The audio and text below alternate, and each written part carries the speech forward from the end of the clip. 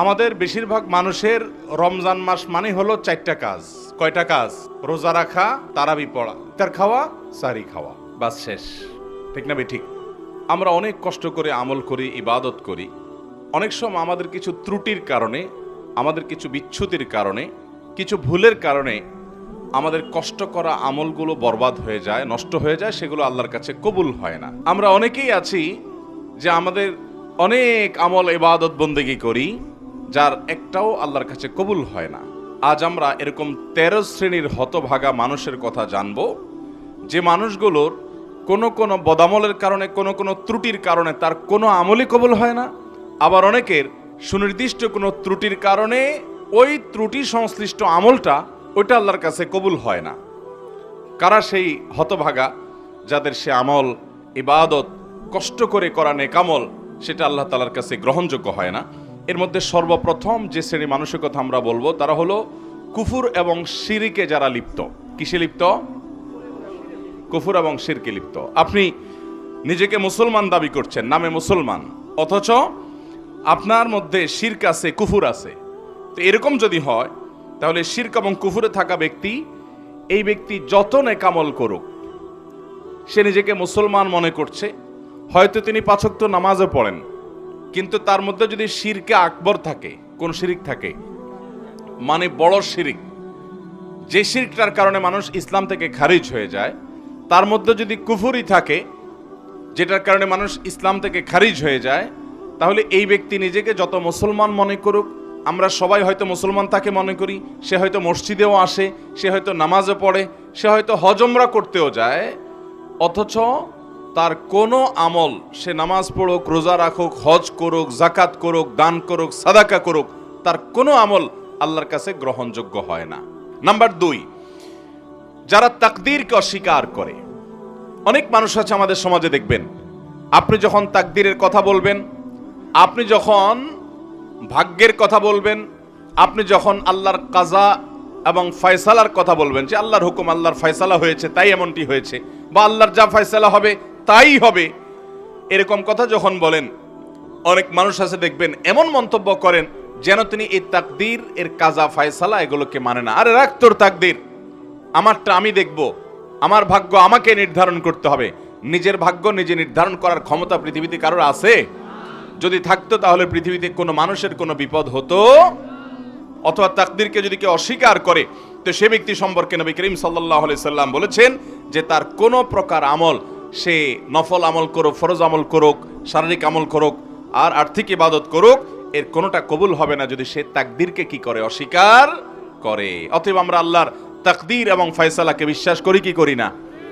আল্লাহর তাকদীর এবং আল্লাহর ইলম, আল্লাহর ফয়সালার বাহিরে পৃথিবীতে একটি পাতাও নড়তে পারে না এবং নড়বেও না। এরপরে 3 নম্বর, যার আমল ইবাদত কবুল হবে না, সে হলো আকুল ওয়ালিদাইন, মা বাবার নাফরমান। এ সম্পর্কে নবী করিম সাল্লাল্লাহু আলাইহি সাল্লামের একটা হাদিস বর্ণিত হয়েছে, যে নবী করিম সাল্লাল্লাহু আলাইহি সাল্লাম কয়েক ব্যক্তি সম্পর্কে বলেছেন যে এই কয়েক শ্রেণীর মানুষ, এদের সালাত কবুল হবে না, এদের নামাজ কবুল হবে না, এদের ইবাদত বন্দেগী কবুল হবে না। এর মধ্যে এক ব্যক্তি হলো মা বাবার নাফরমান। আমাদের সমাজে আজকাল অনেক নামাজি ছেলেও পাওয়া যায়, কিন্তু বাবা মাকে সালাম দেয় না। আছে না নাই? বাবা মাকে সালাম দিতে যদি লজ্জা হয়, তাহলে এই লজ্জা কুফুরির অঙ্গ। এই লজ্জা কিসের অঙ্গ ভাই? সব লজ্জা কিন্তু ঈমানের অঙ্গ না। যেই লজ্জা আপনাকে হারাম থেকে বাঁচায়, ওইটা হলো ঈমানের অঙ্গ। আর যেই লজ্জার কারণে আপনি ভালো কাজ করতে পারেন না, নেকামল করতে পারেন না, জড়তা তৈরি হয়, বুঝবেন এটা শয়তান তৈরি করছে, এটা ঈমানের অঙ্গ না, এটা কুফুরির অঙ্গ। ওই লজ্জাকে জয় করতে হবে, সে লজ্জাকে কি করতে হবে? অতএব বাবা মাকে সালাম দেব তো ইনশাআল্লাহ, ভাই বোনকে সালাম দেব তো ইনশাআল্লাহ। অনেক ভাই আছেন আমাদের, তিনি খুব ইনোসেন্ট মানুষ, খুব ভদ্র মানুষ, খুবই সভ্য মানুষ, আখলাকি মানুষ, সবার কাছে ভালো, কিন্তু মা বাবার কাছে আসলে সবচেয়ে বেয়াদব। আছে না নাই? ভাইরা আমার, আমাদের তরুণ প্রজন্মের এরকম দুরবস্থা চলছে আজকাল, যে তরুণদেরকে যদি জিজ্ঞাসা করা হয় আল্লাহর জমিনে চোখ বন্ধ করে কিছু হোক বা না হোক, চুন থেকে নুন খসলেই যাকে ঝাড়ি দেওয়া যায় তার নাম কি? মা। সন্দেহ আছে কোনো? আমাদের যুবকদের কাছে এটা এখন ডাল ভাত হয়ে গেছে না? যে অন্য কোথাও ঝাড়ি না চললেও যাকে ঝাড়ি দেয় তিনি কে? মা।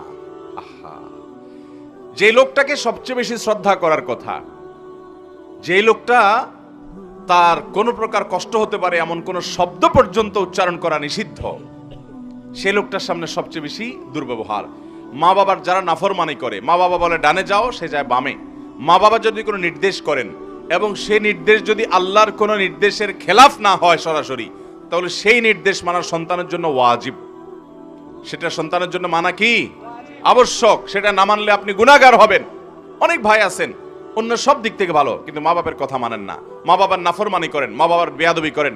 আব্দুল্লাহ ইবনে আব্বাস রাদিয়াল্লাহু তাআলা বলেছেন, তুমি তোমার বাবার সামনে জামা ঝাড়া দিয়েছো, এরকম করে জামা ঝাড়া দিয়েছো, ঝাড়া দিয়ে শুধু ধুলা পরিষ্কার করছো, তুমি বেয়াদবের খাতায় নাম লেখাইছো। কারণ তোমার এটা বাবা মার নাফরমানি, উকুকুল ওয়ালিদাইনের অন্তর্ভুক্ত। ভাইরা আমার, আমাদের শরীরের চামড়া দিয়ে যদি আমরা বাবা মাকে জুতো বানাই দেই, আল্লাহর কসম তারপরও তাদের ঋণ শোধ হবে না। তাদের ঋণ আপনি শোধ করতে পারবেন না। আপনার বাপ অনেক খারাপ, আপনার মা অনেক খারাপ, আপনার কিছু করে না, তারা আপনার আরেক ভাইয়ের দিকে খেয়াল রাখে, আপনার দিকে খেয়াল রাখেন, আপনার শত বিচার থাকতে পারে, শত অভিযোগ থাকতে পারে, শুধু আপনার দুনিয়া আসার কারণ এবং মাধ্যম যে তারা হয়েছেন, এই ঋণটা সারা জীবন আপনি আদায় করে শেষ করতে পারবেন না।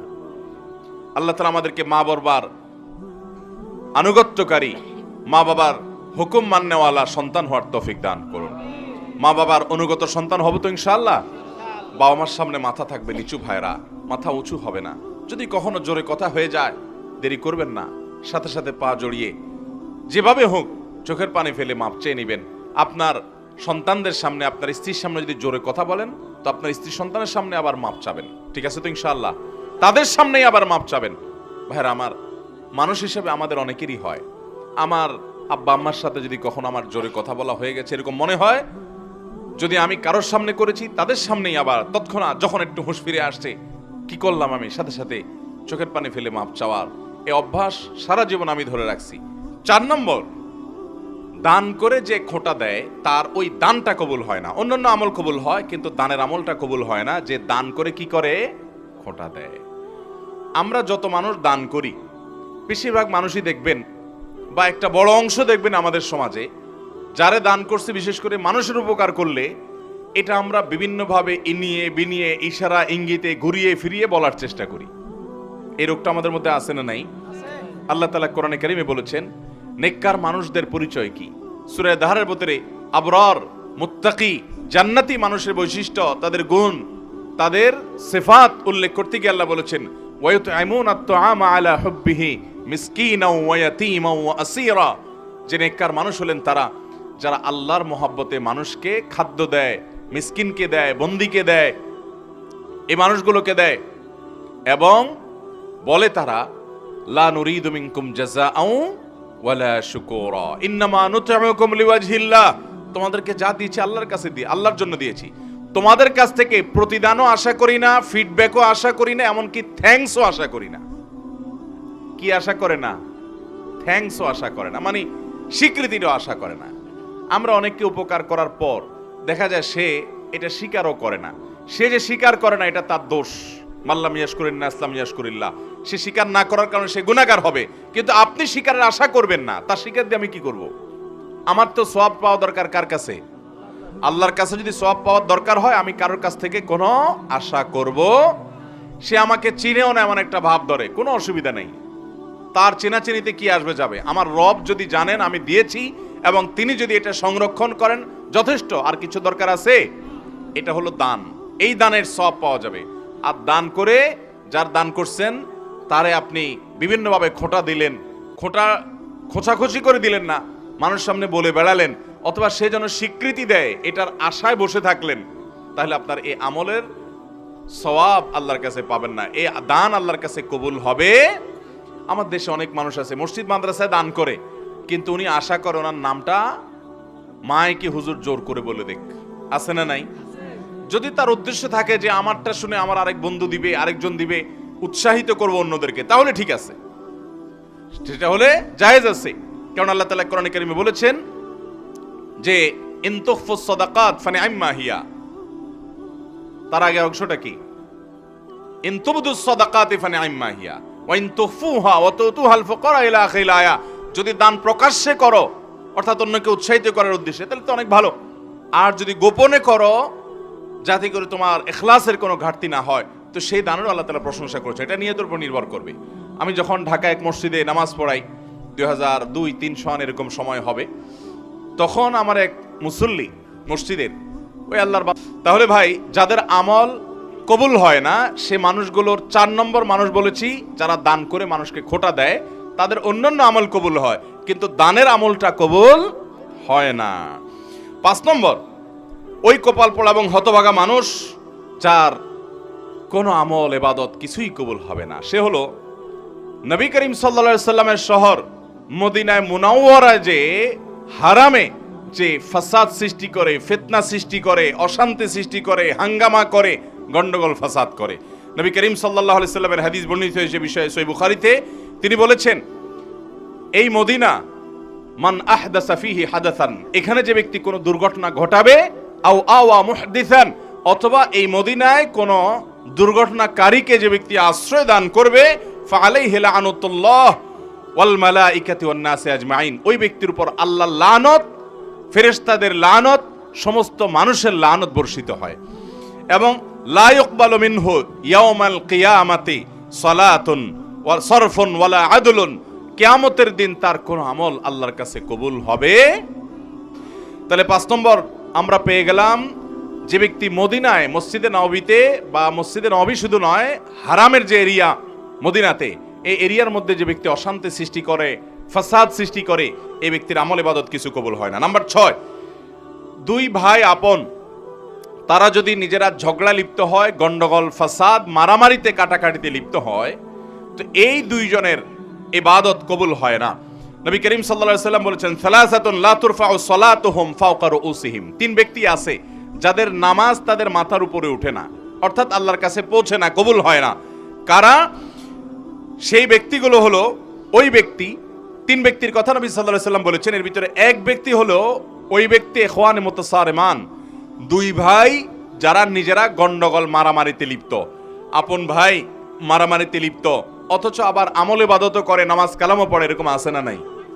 আছে না নাই বলেন? তো এরকম আমল ইবাদত করে কি লাভ হবে? 7 নম্বর ওই একই হাদিস যেটি ইবনে মাজাহ বর্ণিত হয়েছে যে 3 ব্যক্তির নামাজ তাদের মাথার উপর ওঠে না, তাদের মধ্যে আরেক ব্যক্তির কথা 7 নম্বরে বর্ণিত হয়েছে, সে হলো সেই ইমাম যে ইমাম মানুষের ইমামতি করে অথচ মানুষ তার উপরে যুক্তিসঙ্গত কারণে অসন্তুষ্ট। এরকম অনেক ইমাম আছে না নাই? এখানে বড় ইমামতের ইমামও হতে পারে, ছোট ইমামতের ইমামও হতে পারে। বড় ইমামতের ইমাম মানে রাষ্ট্র শাসক শাসন করে, কোন অঞ্চলের শাসন করে, যে কোনো পর্যায়ের শাসক। আর ছোট ইমামতের ইমাম মানে হলো ওয়াক্তিয়া নামাজের ইমামতের ইমাম।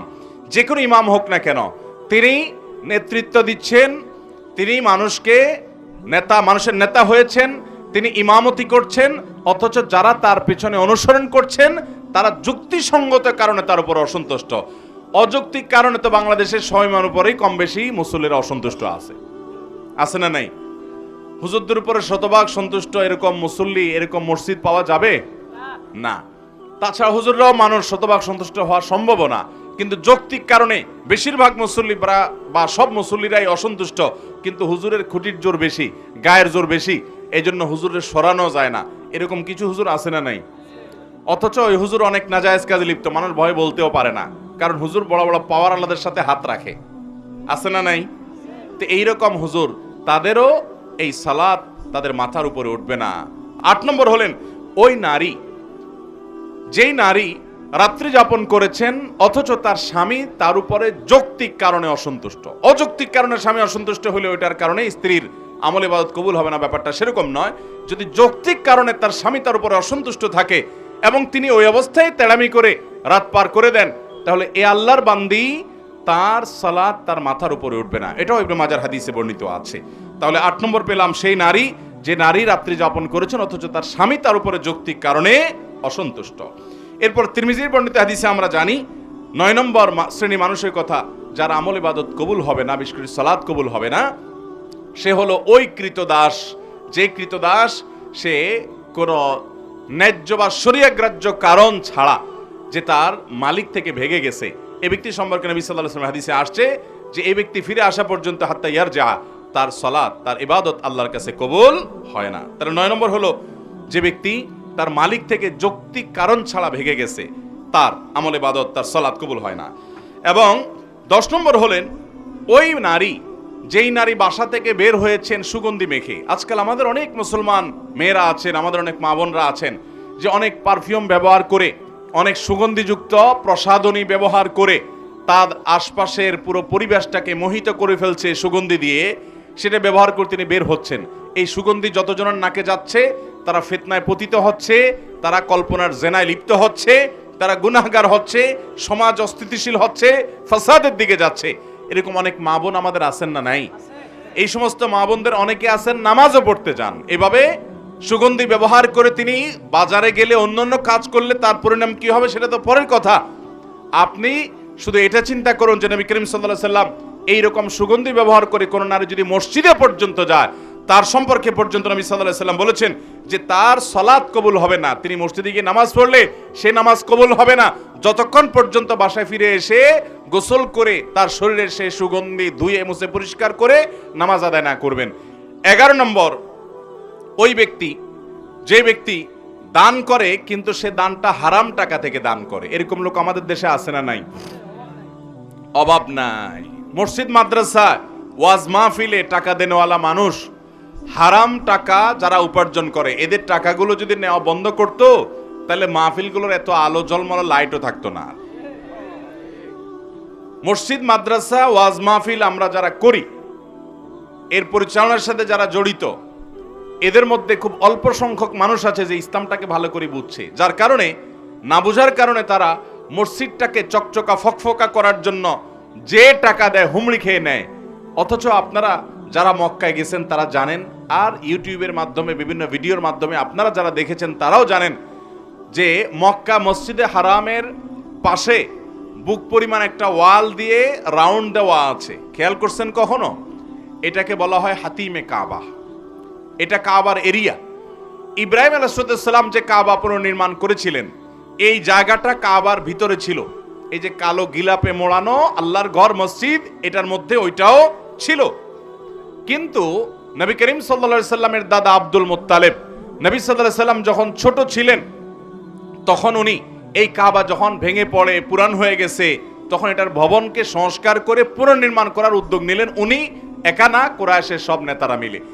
এটা যখন উদ্যোগ নেওয়া হলো, তারা ঘোষণা দিলেন, দেখেন তারা মুশরিক ছিলেন কিন্তু তাদের চিন্তা চেতনা কত শুদ্ধ ছিল এই ক্ষেত্রে যে তারাও এটা বুঝতেন যে আল্লাহর ঘরে হারাম টাকা ঢোকানো উচিত না। এই জন্য তারা ঘোষণা দিলেন, আমরা এই বাইতুল্লাহ পুনর্নির্মাণ করব, এটার জন্য ফান্ড কালেকশন করছি, যারা যা পারেন টাকা দেন, কিন্তু যে হারাম টাকা উপার্জন করেন তার টাকা আমরা নেব না। সমাজে কে হালাল টাকা উপার্জন করে, কে হারাম টাকা উপার্জন করে, সমাজের লোকজন কম বেশি জানে কি জানে না? আর হালাল টাকা সব যুগে বেশি থাকে না, হারাম বেশি থাকে? তো হারাম বেশি থাকে, সেজন্য হারাম টাকা নেই নাই। আর যেহেতু নেই নাই, অতএব টাকার অভাব দেখা দিছে। তখন এই বাইতুল্লাহ নির্মাণের সময় নবী করিম সাল্লাল্লাহু আলাইহি সাল্লামের শৈশবে তার দাদা আব্দুল মুত্তালিব সহ অন্যদের নেতৃত্বে যখন এটা হয়েছে, তখন এই কাবা টাকার অভাবে এই হাতিম, যেটাকে এখন দেখেন ওয়াল বুক পরিমাণ ওয়াল ঘেরাও দেওয়া আছে, এই অংশটাকে কাবার ভিতরে বিল্ডিং করার টাকা ছিল না। সেই অভাবে এটাকে বারান্দার মতো বাইর করে রাখছে। আজও পর্যন্ত সেটা সেভাবে আছে। এখন টাকার অভাব নাই, কিন্তু ওইটাতে আর কেউ হাত দেয় নাই। সেটা যেন আমাদের শিক্ষা দেয় যে আমরা আল্লাহর ঘরে ধর্মীয় কাজে, ভালো কাজে হারামখোরদের হারাম টাকা না নেই। চেষ্টা করবো তো ইনশাআল্লাহ।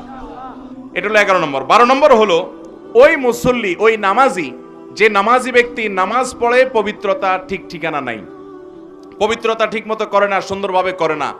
বিশেষ করে শীতের সময় আসলে দেখবেন আমাদের অনেক ভাই আছেন নামাজের জন্য অজু করেন, কিন্তু অজু এত তাড়াহুড়ো করে করেন যে কোনোর এখানে শুকনা থাকে, গোড়ালির ওখানে শুকনা থাকে, আঙ্গুলের চিপায় শুকনা থাকে, কানের লতির এখানে শুকনা থাকে। আসেনি নাই? নবী করিম সাল্লাল্লাহু আলাইহি সাল্লাম বলেছেন, ওয়াইলুল লিল আকাব মিনান নার, তোমাদের পায়ের গিরা গোড়ালি এগুলোকে জাহান্নামের আগুন থেকে বাঁচাও। তার মানে কি? ভালো করে ডলে ডলে ধুয়ে তারপরে অজুকে পূর্ণাঙ্গ করো। অজুর যত নির্দেশ আছে ওলামায়ে কেরাম বলতে পারবেন, অজু সম্পর্কিত যত নির্দেশ নবী করিম সাল্লাল্লাহু আলাইহি সাল্লামের আছে, তার সবগুলোতে একটা শব্দ আছে, সেটা হলো ইসবাগুল ওযু, আসবিগুল ওযু। তার মানে আকমিলুল ওযু, অর্থাৎ ওযুকে পরিপূর্ণভাবে করো, উত্তম রূপে করো, ভালোভাবে করো। অজু ভালোভাবে করার মানে এই না যে পানি এক বালতি খরচ করেন, পানি খরচ করবেন কম, কিন্তু কোনো জায়গায় শুকনা থাকতে পারবে না, ভালো করে ডলে দিতে হবে। 13 নম্বর এবং সর্বশেষ হলো, যেই নারী নামাজ পড়ে, প্রাপ্তবয়স্কা নারী, অথচ তার মাথায় ওড়না নাই, যেভাবে ওড়না দেওয়া দরকার, অর্থাৎ নামাজের জন্য যতটুকু সতর ঢাকা দরকার ততটুকু যদি ঢাকা না থাকে, তাহলে তারও কি হবে না, ওই নামাজ কবুল হবে না। তিরমিজি হাদিসে আসছে, নবী করিম সাল্লাল্লাহু আলাইহি সাল্লাম বলেছেন, লা তুকবালু সালাতু হাইদিন ইল্লা বিল খিমার।